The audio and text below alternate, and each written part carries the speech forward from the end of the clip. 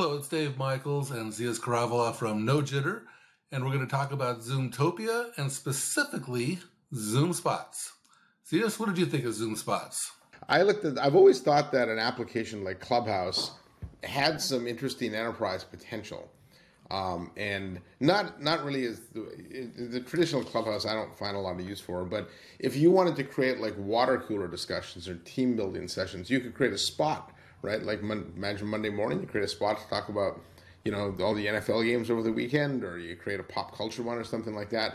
And in this hybrid world where we don't have the opportunity to kind of go around and chat or whatever, Spots is a really interesting application for that. I could see it. I was talking to them about you could actually embed that into the event platform. And let's say, if you're at a traditional event, you'll go stick your head in the door, go, I'm not so sure I'm interested in this, and leave. Or you go in and they scan your badge. Well, why couldn't you go into a spot, check out one of the sessions, decide, yes, I'm going to go, hit register, and then you go in versus having to commit to it up front. And so I think there's a lot of really interesting use cases for that. So how would you define spots? Because it's a tricky one to define because it doesn't really exist right now. So how do you describe it?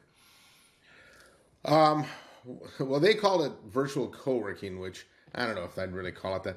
In the post that I wrote on it for eWeek, I called it, I think, just an enterprise video version of Clubhouse, where it's a drop-in type of video format, right? And I don't know what kind of name I give it, but imagine like on open enrollment day in a company, you could have Blue Cross in their own spot, and anybody who's interested just pop in, right? And then when the hour's up, you leave and stuff, right? So that's the kind of idea.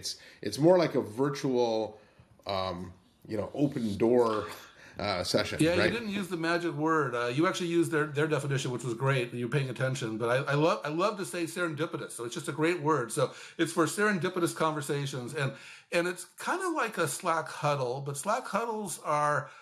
I say that because you have a Slack huddle in a channel, and so it's the concept of a real time conversation within a framework of a topic. So it's kind of like that. You define a spot for particular topics, or you call it water cooler, you can call it recreational skiing or something. You can call it something. But the idea is that it's persistent, where a huddle's not persistent. It kind of people go in and have a meeting and leave. This is persistent, and the idea is you go there when you're not in a meeting.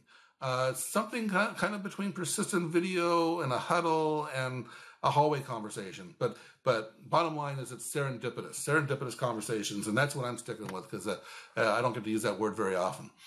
It's not going to be released until early 2023. And they weren't, and I really wanted to play with it. It wasn't even on the expo hall. They had it in the keynote as a demo, but I wanted to go play with it. I couldn't find it anywhere.